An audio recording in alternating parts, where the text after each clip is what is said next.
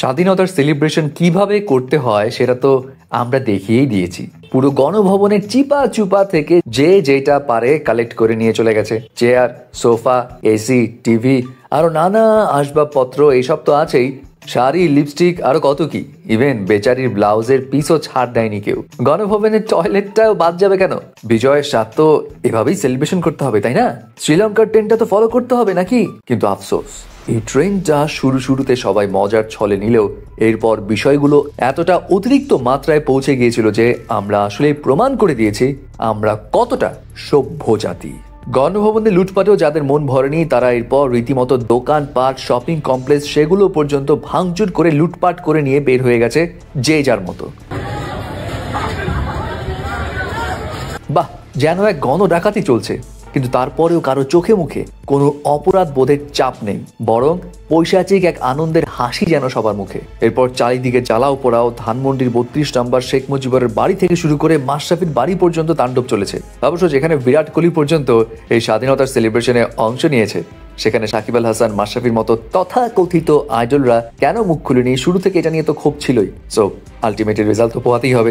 যাই হোক ভাই, অনেকে আবার আসলে এনাকে বিরাট কোহলি ভাইবেন না। এনিওয়ে, পাবলিকদের বিজয় উল্লাস নামে এইসব লুটপাট তাণ্ডব দেখে ঘন্টাখানেক পরেই সোশ্যাল মিডিয়া জুড়ে চলে সমালোচনা। ইনফ্যাক্ট সালমান মুক্তাদির, যে কিনা এই ক্রান্তিকালীন সময়ে পুরোটা সময় জুড়ে ছাত্রদের পাশে ছিল, সেও পর্যন্ত এইসব কাণ্ড নিয়ে সমালোচনা করে লিখে, অহংকার পতনের মূল, অহংকারী হইও না। চোর পালাইলেই তুমি চুরি করার স্বাধীনতা রাখো না। স্বৈরাচার পালাইলে তুমি আনসিভিলাইজড হয়ে যাবা, এরকম কোনো রুল নাই।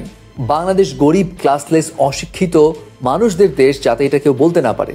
Win like a soldier, celebrate like a gentleman. তিনি আরো বলেন, নিজেদের দোষেই আমরা নিজেরাই ধ্বংস হয়ে যাব, বারবার বলে দিলাম।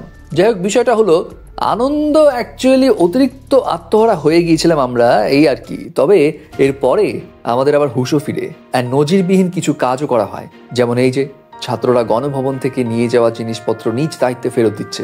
ইনফ্যাক্ট সংসদ ভবন থেকে লুট হয়ে যাওয়া টাকাটাও সেভ করে দিয়ে এসছে আর্মিদের হাতে। সংসদ ভবনে কিছু মানুষ আতর্কিত ভাবে এইসব টাকাগুলো চুরি করে নেওয়ার চেষ্টা করছে। শুধু কি তাই, ভোর পর্যন্ত বিভিন্ন মন্দির, ধর্মীয় উপাসনালয়ে পাহারা দিয়েছিল আমাদের সাধারণ ছাত্র জনতারা। প্লাস অনেক মাদ্রাসার শিক্ষার্থীরাও সেই মন্দিরে পাহারা দায়িত্বে ছিল। কি সুন্দর আমাদের মধ্যে একটা হারমোনির বন্ধন আছে। কিন্তু সমস্যা হলো, অতিরিক্ত কিছু করতে গিয়ে আমরা মাঝে মাঝে পথভ্রষ্ট হয়ে যাই। তবে ভুলে গেলে চলবে না, দেশটা আমাদের। একজন ক্ষতি করেছে বলে সেই ক্ষতির রিভেঞ্জ নিতে গিয়ে আরো কয়েকগুণ ক্ষতি করে দেশটার 12টা বাজিয়ে ফেলবো, এটা কিন্তু আসলে ঠিক না। এই ক্ষতি সামাল দেওয়া তখন অনেক কঠিন হয়ে পড়বে। তবে এটাও ঠিক, একটা মহল আছেই যারা ইচ্ছাকৃতভাবে ক্ষতি করে নাম দিয়ে দিবে সাধারণ জনতার, এবং সেই জায়গাতেও চোখ কান খোলা রাখা উচিত।